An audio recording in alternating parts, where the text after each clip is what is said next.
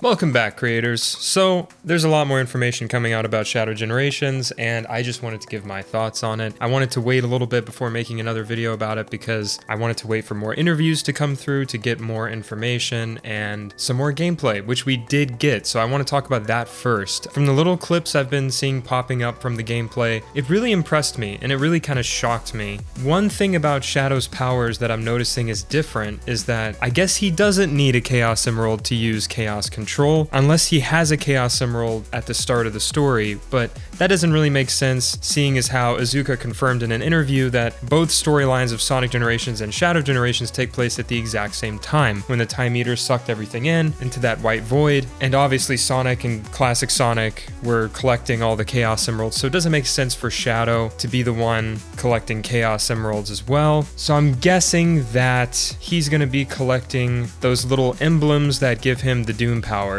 or something along those lines. That's what I'm guessing from looking at the gameplay. But just looking at it from a gameplay perspective and not like a story and lore perspective, it looks really good. I haven't seen this level of polish in a Sonic game in a long time. And Frontiers, it's very polished, but the animation here and the way the characters' faces are animated are just so much more expressive than even Frontiers was, and Frontiers did a really amazing job at that, so that's a real compliment to Shadow Generations here. I am seriously impressed. Also, I did see some footage of Sonic having the drop dash in Generations, which was an unexpected addition. I'm not really sure how that's going to change the gameplay or if anyone's really going to use it over the boost, but it may be useful for some things, and honestly, it's just kind of nice to have, sort of like how Sonic CD has the spin dash, but it also has the super peel out. It gives you options for speed, but obviously the spin dash just has the advantage because it will destroy everything in its path. In the case of the boost comparing to the drop dash, yeah, it's just sort of a weird thing, but I just wanted to bring that up because I had seen a gameplay video of that and I was just sort of like, oh my god, that looks so weird to see that. I don't even think anyone has modded that before, so that was definitely strange to see, but it looks really cool. Help the fans who started out with Frontiers feel more at home here in Generations.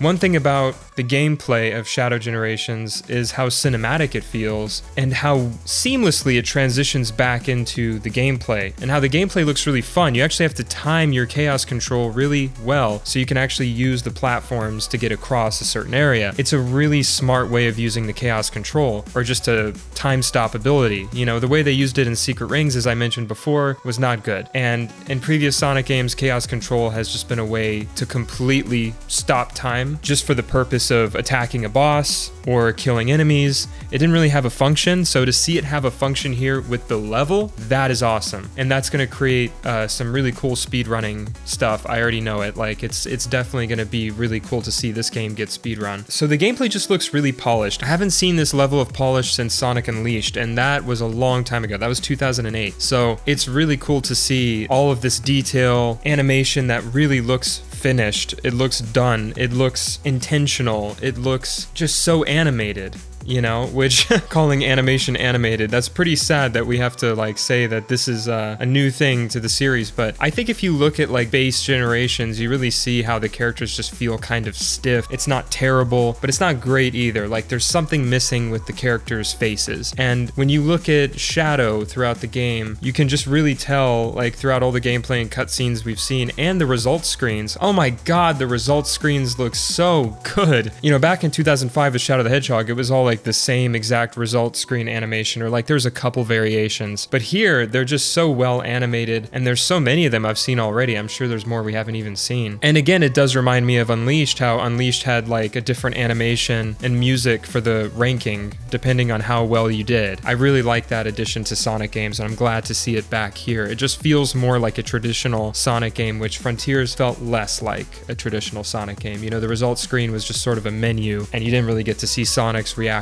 or like the end of the level or anything like that. It just sort of was over, it teleports you out, and it throws you into a menu. I like this more. I like the adventure results screen style more, so I'm glad to see that return here. But yeah, his facial animation is just so good, and I can't wait to see what they're capable of doing with that. In cutscenes, it's going to be really cool, and they really are going through the story. And speaking of the story, and speaking of new info that we've gotten, I've recently watched some interviews with Iizuka where they asked him, like, like, are we going to have other characters in Shadow Generations similar to Sonic Generations? Like, where are the obscure characters? Are they going to get a spotlight in this? And he said you'll see other obscure characters pop up in Shadow Generations. Now, because we know that both stories take place at the same time, I can only assume that he means different characters than we see in Sonic Generations. So Team Chaotix and all that, he's not talking about them, although they could appear. But I think what he's really saying is that we could see Silver together with Shadow, maybe even in a cutscene, because they've always had this connection. We could see Mephiles come back for a cutscene in a boss battle or something like that. The thought of Mephiles coming back is increasingly becoming more likely the more I hear about the game and the more I listen to interviews. I really don't see them bringing back Mephiles as like another villain in the future. I just don't see that happening, because it seems like where Sonic Team's headspace is at is that they want to move forward and do something new. They don't want to constantly have to be doing all these remakes, remasters, and bringing all these old elements back. They're sort of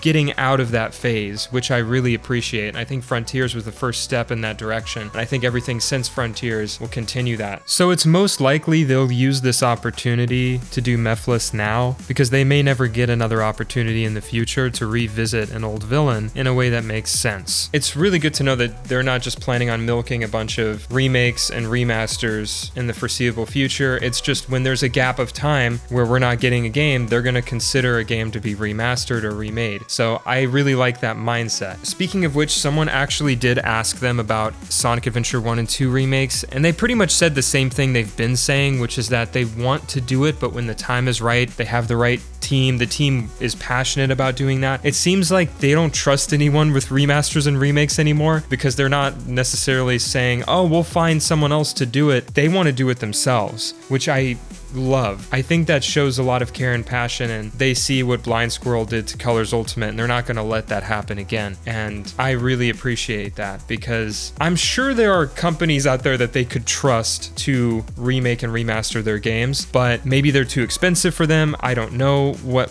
their mindset is there, but they seem to want to make the adventure remakes themselves, and so they want the right budget for the project, they want the right team, they need enough people. It's a big deal. The way he was talking about it, he was like, yeah, it's not going to be a remaster, it's going to be a remake, and we're going to remake everything from the ground up, and it's going to take a lot, because that's a big ask to remake the adventure titles, because they may seem like smaller games because of the fact of how old they are, but when you really look at them and you picture them with like modern day expectations for a video game, it gets crazy. I mean, the Chow Garden would be twice as big, there'd be DLC for it. That alone would be insane.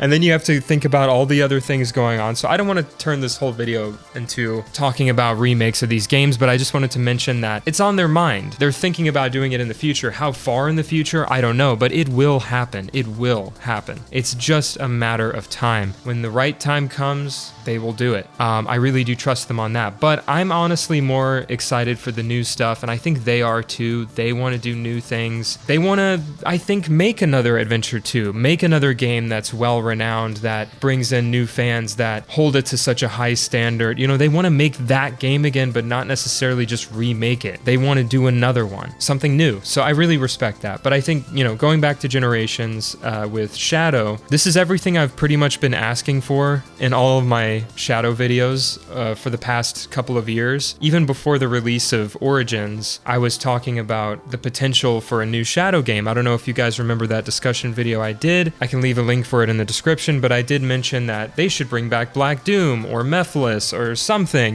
bring in maybe Eclipse the Darkling. I don't know if they have the rights to that character, but I think that would even be a character that would be great for Shadow Generations, but I don't think we're going to see that, so definitely don't get your hopes up for that. But I was just sort of throwing ideas out there for new villains for Shadow, maybe bringing back the past in a way to create a new story, and this is literally what they're doing. This is clearly something that they're very confident in, and they have every right to be, because this is such a good direction for the franchise. So I've just been blown away, honestly a little bit emotional, just because of seeing this character in the spotlight again, getting the attention he deserves, receiving this level of polish for his game. It kind of makes up for Shadow 05 in a way, I really appreciate that Shadow 05 is no longer the game that has to explain who Shadow is and what he's all about. This game can do that now.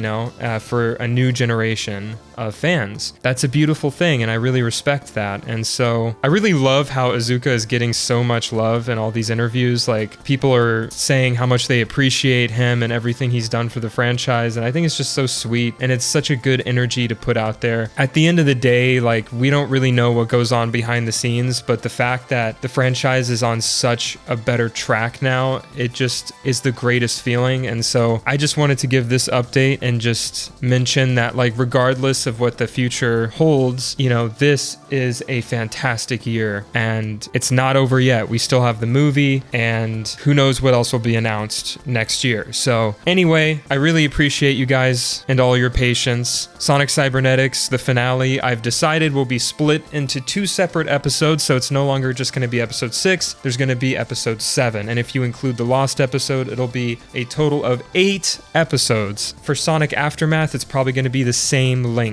It's probably going to be an 8 episode ordeal because of all the story there is to tell there. And I am definitely feeling the more I work on this show, the less I want to cut corners, the more I want to do. And that's going to come across with the next episodes that I release. And also, I didn't want to leave you guys hanging with just 1 episode for this entire year. I think it's better that this year has 2 episodes, and then next year we'll have like 3 or 4 episodes. Things are really going to start to pick up next year because the projects will be smaller. I don't have to worry about a finale. There's less weight on my shoulders, and I think I'll have found a way to have a little bit more free time by that point. But this year has been rough. It's been a lot of transitioning. And so again, I really, really appreciate you guys being so patient, and I'm so happy to see that you guys are excited. I'm excited too. Be on the lookout for episode 6, which is going to be part 1 of the finale, and I will see you guys in the next video. Peace out, creators.